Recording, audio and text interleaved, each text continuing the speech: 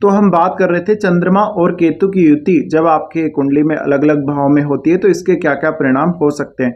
इस वीडियो में बात करेंगे चंद्रमा और केतु जब 12वें भाव में हो तो ये किस प्रकार का रिजल्ट आपको देगा। चंद्रमा और केतु का 12वें भाव में स्थित होना बहुत अजीब तरीके के रिजल्ट्स लेके आता है जातक के लिए, और जातक को काफ़ी ज़्यादा बेचैनी और काफ़ी ज़्यादा अवसाद की समस्याएं आती हैं। जातक के खर्चे नहीं रुकते, उसके खर्चे बहुत ज़्यादा इम्बैलेंस हो जाते हैं। इसके अलावा जातक की जो इनकम होती है वो भी कहीं ना कहीं बहुत कम हो सकती है। अब सबसे बड़ा जो इसका नुकसान है आप लोगों को, आपका मन बहुत ज़्यादा परेशान रहेगा। कोई भी डिसीजन लेते समय आप बहुत ज़्यादा घबराएंगे। इवन आप कोई भी साहसिक डिसीजन नहीं ले सकते, आप कोई भी जोखिम नहीं ले सकते। जोखिम की बात जब करने लगे तभी से आपको घबराहट होने लगेगी। इसके अलावा बहुत ज़्यादा पब्लिक के सामने जाना या बहुत बड़े किसी समूह को संबोधित करना, इन सब से आपको घबराहट होने लगेगी। इस प्रकार के जातक मानसिक रूप से बहुत ज़्यादा कमज़ोर होते हैं।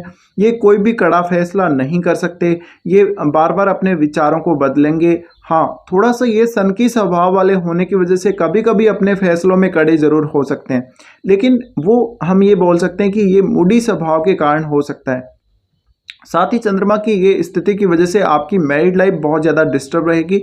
जातक 12वें भाव के बारे में सोच सोच के काफ़ी ज़्यादा परेशान रहेगा, तो आपके जो सेक्सुअल रिलेशनशिप हैं वो इससे बहुत ज़्यादा प्रभावित होते हैं और आप बहुत ज़्यादा फिजिकली किसी से अटैच हो सकते हैं इस कंजक्शन की वजह से। लेकिन आपका जो डिटैचमेंट है सामने वाले से वो भी बहुत जल्दी हो जाएगा। इस वजह से आपको मैरिड लाइफ में बहुत ज़्यादा समस्याएं आती हैं। इसके अलावा ये अति कामुकता वाली भी स्थिति है। अगर यहाँ शुक्र की दृष्टि पड़ जाए तो फिर और भी ज़्यादा कामुकता बढ़ जाएगी। अब आपको ये देखना पड़ेगा कि चंद्रमा आपकी कुंडली में कौन से भाव का स्वामी है। चंद्रमा आपकी कुंडली में जिस भाव का स्वामी होगा उस भाव की चीज़ें प्राप्त करना आपके लिए बहुत ज़्यादा मुश्किल हो जाएगा।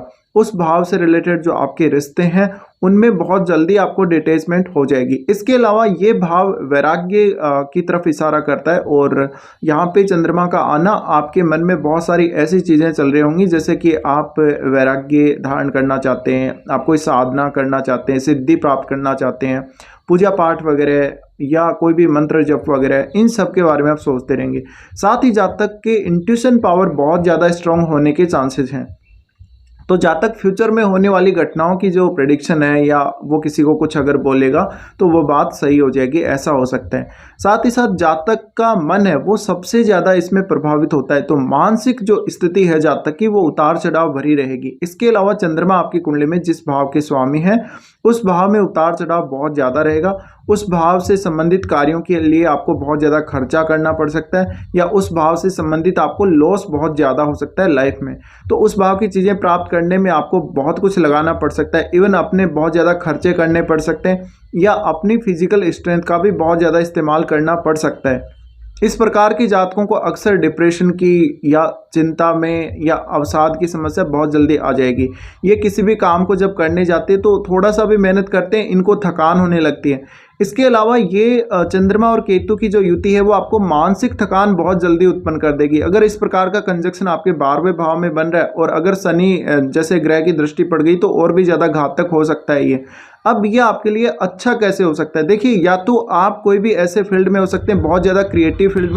चंद्रमा और केतु की इस स्थिति की वजह से हो सकता है कि आप नाइट में ज़्यादा अच्छे से काम कर सकते हो। इसके अलावा अगर आप नाइट शिफ्ट का जॉब करते हैं तो आपको काम करना ज़्यादा इजी हो जाएगा। इसके अलावा जातक को नींद से जुड़ी हुई काफ़ी सारी समस्याएं रहती हैं, उसको भूत प्रेत के सपने आना या सपने में बहुत ज़्यादा डरावनी चीज़ें दिखना, डरावनी घटनाएँ होना, एक्सीडेंट वगैरह हो जाना, सपने में मौत हो जाना, इस प्रकार के सपने बहुत ज़्यादा आएंगे। तो जातक के मन में ऑटोमेटिकली ये सारे जो सपने वो भय उत्पन्न करते हैं और जातक बहुत ज़्यादा डरावना सा महसूस करता है, तो उसके अंदर जो भी साहस था वो भी चला जाता है। इसके अलावा इस प्रकार का जो कंजक्शन है वो कहीं ना कहीं आपको स्पिरिचुअल फील्ड में ग्रोथ दे सकता है, या स्पिरिचुअल क्रिएटिविटी आपके अंदर होगी। साथ ही आप नई चीज़ों को एक्सप्लोर करने में और उनको अनुभव करने में बहुत अच्छे होंगे। तो अगर आप तंत्र मंत्र, ज्योतिष या पामिस्ट्री या अकल्ट के किसी भी फील्ड में अगर जाना चाहते हैं तो ये कंजक्शन कहीं ना कहीं आपकी हेल्प करेगा। इसके अलावा कुछ पारलौकिक शक्तियों के अनुभव आपको हो सकते हैं, आपके ऊपर कोई देवीय कृपा हो सकती है। छोटी आयु में ही ऐसा हो सकता है कि आपने घर छोड़ दिया हो या घर त्यागने जैसे विचार आपके मन में आते हों, या कहीं एकांत स्थान पे जाके आपको पूजा पाठ करने का, साधना या मंत्र जप करने का मन करता हो। इसके अलावा आपको शमशान में जाने की बहुत ज़्यादा इच्छा होती हो किसी भी मंत्र जप के लिए, ऐसा हो सकता है। चंद्रमा का इस भाव में केतु के साथ आना, चंद्रमा अपने खुद के घर की तो हानि करता ही करते हैं, आपकी जो मेंटल पीस है, कहीं ना कहीं आपका 4th हाउस, क्योंकि 4th हाउस का नेचुरली चंद्रमा कारक है, इस वजह से उस हाउस के भी हानि होते जरूर यहाँ पर चंद्रमा को देखा जा सकता है। अगर चंद्रमा ऐसी स्थिति में है तो निश्चित रूप से आपकी माताजी से जुड़ी हुई समस्याएं काफ़ी हो सकती हैं। आपको हो सकता है कि उनका स्वास्थ्य खराब रहता हो, उनकी आपके साथ अच्छी बनती ना हो, मतभेद बहुत ज़्यादा हो सकते हैं।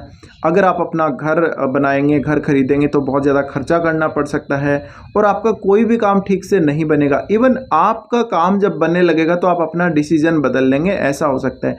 तो जातक का किसी भी एक निर्णय पर टिका रहना बहुत ज़्यादा मुश्किल है। इसके अलावा इस प्रकार के कंजक्शन में आपके विदेश जाने के या अपने जो जन्म स्थल है उससे दूर रहने के बहुत ज़्यादा चांसेस हैं। तो इस प्रकार के कंजक्शन में आप कोई भी स्पिरिचुअल ट्रेवल करेंगे या कोई भी ऐसी धार्मिक यात्रा करेंगे जिससे आपको बहुत ज़्यादा लाभ होगा। आपको मेडिटेशन अवश्य ट्राई करना चाहिए इस प्रकार के कंजक्शन के होते हुए। साथ ही साथ आपको शिव जी की आराधना करना या चंद्र कवच का पाठ करना बहुत ज़्यादा उत्तम रहेगा इस प्रकार के कंजक्शन में। साथ ही साथ मेडिटेशन को तो आप रेगुलर ही करें तो बेहतर रहेगा। अब देखा जाए तो ये कंजक्शन में देखिए, अगर कोई भी दृष्टि यहाँ पड़ रही है, जैसे कि राहु की दृष्टि यहाँ पड़ रही है, तो उससे चंद्रमा और ज़्यादा खराब होगा आपका।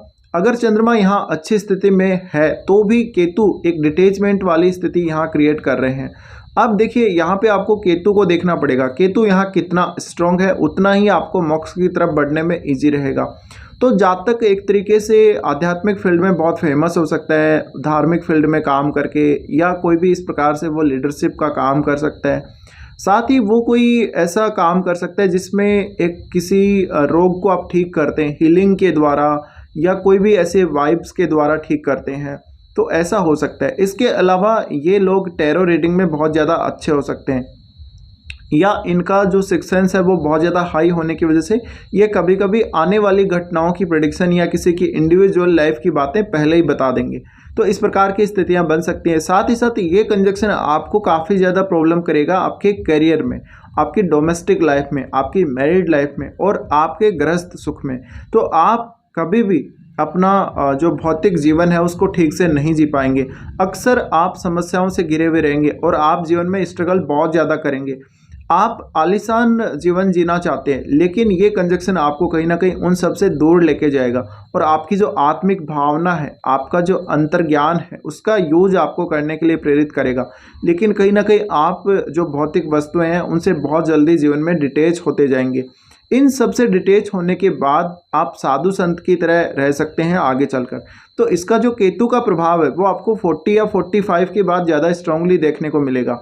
तो मेनली यहाँ पर सबसे ज़्यादा कारगर आपके लिए कौन सा उपाय रहेगा, आप मेडिटेशन करें तो ज़्यादा बेहतर रहेगा, क्योंकि ये स्थिति में आपका मन सबसे ज़्यादा परेशान रहेगा। अब ये कंजक्शन कहीं ना कहीं आपको बहुत ज़्यादा फैमिली के लिए भी हर्ट करेगा।